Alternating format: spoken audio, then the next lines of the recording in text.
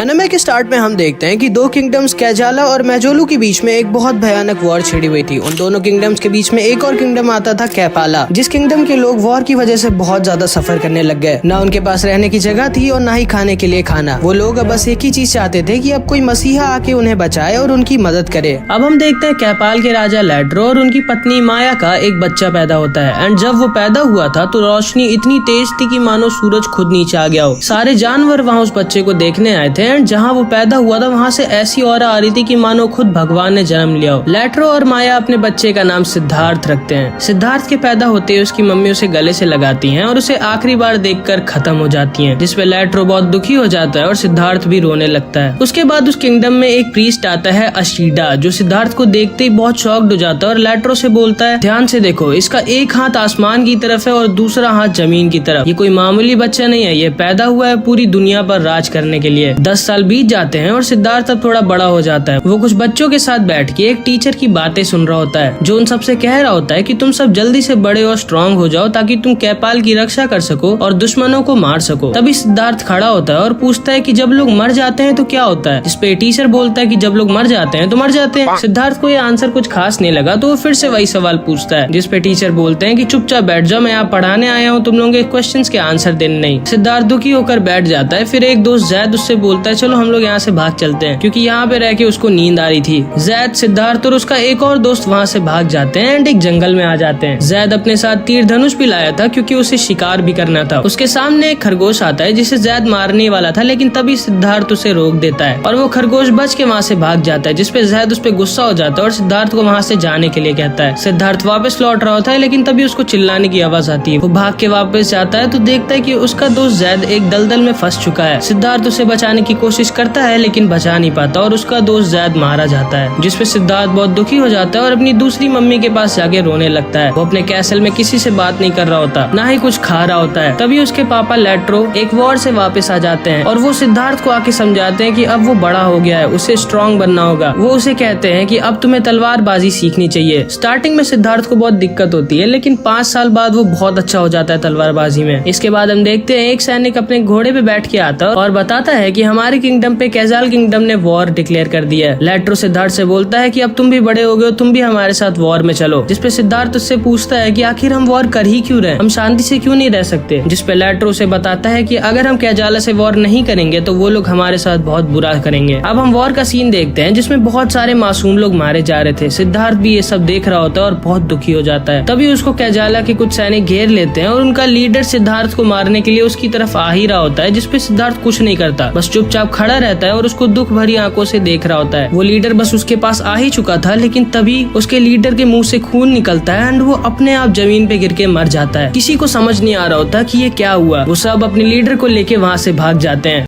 कुछ सालों के बाद हम देखते हैं सिद्धार्थ की शादी हो चुकी है और एक बेटा भी। उस समय भी वॉर चल रही थी और सिद्धार्थ के पास सब कुछ था, एक किंगडम, एक बेटा, उसकी वाइफ, पैसा, सब कुछ। लेकिन फिर भी वो खुश नहीं था क्योंकि उसको अभी तक अपने कुछ क्वेश्चंस के आंसर्स नहीं मिले थे जो उसे बहुत बुरी तरह से चाहिए थे। वो सोचने लगता है कि आखिर वो कैसे इस वॉर को खत्म करे और दुनिया में शांति लाए, एंड ऐसे ही और भी बहुत सारे सवाल। फिर वो डिसाइड करता है कि वो ये सब छोड़ के चला जाएगा और एक मॉन्क बन जाएगा। वो आखिरी बार अपनी वाइफ, बच्चे और पापा को देखता है, फिर उस किंगडम से एक घोड़े में बैठ के जाने लगता है। वो उस किंगडम से भाग जाता है और उसका पीछा एक आदमी कर रहा था जो सिद्धार्थ से कहता है कि वापस लौट चलिए, जिसपे सिद्धार्थ मना कर देता है और अपने सारे जेवर और अपने सर के बाल काट के उसे देता है और कहता है कि अब उसे जाना होगा। उसको अपने क्वेश्चंस के आंसर्स कुछ भी करके चाहिए। वो उन सारी चीजों को उसकी वाइफ को देने के लिए कहता है और फिर वो अकेले और पैदल अपने सफर पे निकल जाता है। वो जंगल में ही रहता और सोता है और लोगों से ही मांग के खाना खाता है। एक दिन वो घूमते घूमते एक विलेज में पहुंच जाता है जहाँ पे उसे एक आदमी मिलता है और उसे बताता है कि वो उसके बाल काट सकता है क्योंकि वो काफी बड़े हो गए हैं। वो उसको अपने घर ले जाके उसके बाल काट देता है। फिर जब सिद्धार्थ वहाँ से जाने लगता है तभी वो देखता है कि उसके घर में एक और मॉन्क है। वो सिद्धार्थ से पूछता है कि क्या तुम भी कुछ क्वेश्चंस के आंसर्स ढूंढ रहे हो। तो सिद्धार्थ बोलता है हाँ। दीपा सिद्धार्थ से कहता है कि फिर तुम मेरे साथ चलो। वो दोनों साथ में अपनी जर्नी पे निकल जाते हैं। उनके साथ इसका एक बेटा भी आ जाता है जिसका नाम था आसाजी। वो तीनों एक रास्ते से जा रहे होते हैं, लेकिन तभी आसाजी एक जहरीले पौधे पे पैर रख देता है और बेहोश हो जाता है। सिद्धार्थ सिद्धार्थ उसे बचा लेता है और पूरे रास्ते उसे अपने कंधे पे बैठा के लेके घूमता है। तभी रास्ते में उनको एक आदमी मिलता है जिसका नाम होता है टाटा, जिससे सिद्धार्थ कहता है कि इस बच्चे को बचाने में उसकी मदद करे। वो दोनों उसके साथ उसके घर जाते हैं जहाँ पे उसकी वाइफ मेघाला उन दोनों से मिलने आती है। एंड इसको देखते ही सिद्धार्थ बहुत शॉक्ड हो जाता है क्योंकि ये वो पहली लड़की थी जिससे सिद्धार्थ प्यार किया करता था। लेकिन मेघाला एक लोअर कास्ट की थी, तो सिद्धार्थ के पापा ने मेघाला की दोनों आंखें जलवा दी और उसे उस किंगडम से हमेशा के लिए बाहर भेज दिया था। वो मेघाला को देख के दुखी हो जाता है और बोलता है कि माफ करना मेघाला, मैं एक अच्छा राजा नहीं बन पाया और अब मैं एक जर्नी पे हूँ अपने कुछ क्वेश्चंस के आंसर ढूंढने के लिए। उसकी आवाज को सुनते ही मेघाला वहाँ से दुखी होकर भाग जाती है। फिर हम देखते हैं सिद्धार्थ और वो टाटा मिलके उस बच्चे की तबीयत ठीक कर देते हैं, लेकिन अभी भी वो बेहोश था। अगली सुबह अचानक से आसाजी उठता है और पूरे गांव में भागने लगता है और बताने लगता है कि जल्दी यहाँ से भागो, एक तूफान आने वाला है। वो सबको चिल्ला चिल्ला के बता रहा होता है, लेकिन सारे लोग सोचते हैं कि ये कोई पागल बच्चा है क्योंकि इतनी धूप में कहाँ से तूफान आएगा। लेकिन तभी उसकी भविष्यवाणी सच हो जाती है और अचानक से वहाँ बहुत बड़ा तूफान आ जाता है जिसमें कई लोग अपनी जान खो देते हैं और कई लोग अपना घर खो देते हैं, जिसे देख के सिद्धार्थ समझ जाता है कि आसाजी की अवेकनिंग हो चुकी है और उसे उसके आंसर्स मिल चुके हैं एंड अब वो भविष्य में भी देख सकता है। उस जगह का राजा आसाजी को अपने महल बुलाता है और पूछता है कि तुम ही थे जिसने भविष्यवाणी की थी, जिसपे आसाजी बोलता है हाँ। फिर वो राजा उससे पूछता है कि अच्छा बताओ मैं मरूंगा कब, जिसपे आसाजी उसे बताता है कि तुम जब 30 साल के हो जाओगे तब तुम्हें तुम्हारा बेटा ही अपने हाथों से मारेगा। जिसपे राजा शॉक्ड हो जाता है और बोलता है अच्छा जी फिर ये बताओ तुम कब मरोगे, जिसपे आसाजी बोलता है कि आज से 4 साल 4 महीने और 4 दिन के बाद। तो ये राजा बोलता है तुम्हारी भविष्यवाणी तो गलत हो गई क्योंकि तुम अभी मरने वाले हो। और उसके ऊपर वो एक सांप छुड़वा देता है। वो सांप उसकी तरफ आ रहा होता है, लेकिन तभी उसके पास में जो सैनिक खड़ा था उसके भाले में उस सांप का मुंह घुस जाता है, जिसे देख के सब बहुत डर जाते हैं। वो राजा भी समझ जाता है कि ये कोई मामूली बच्चा नहीं है। फिर आसाजी वहाँ से चला जाता है।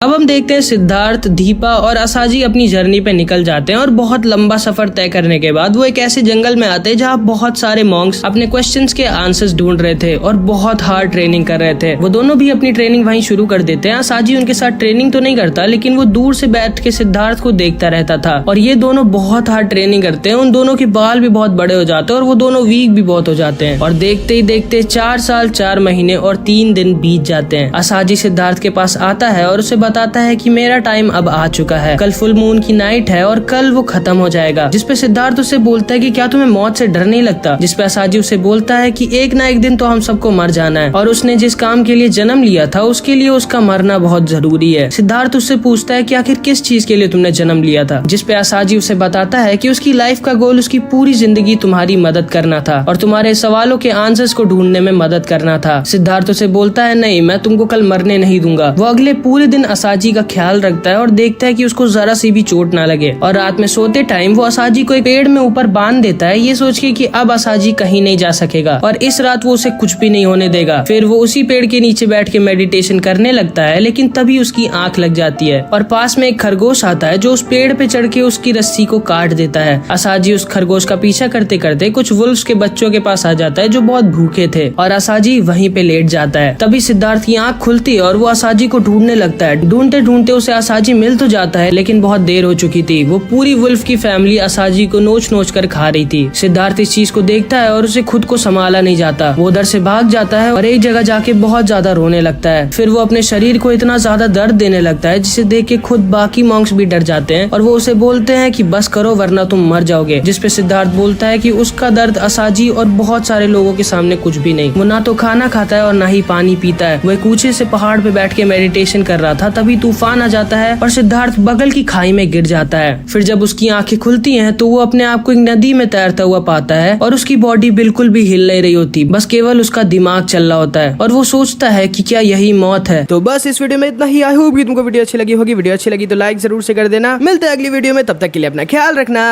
Bye bye.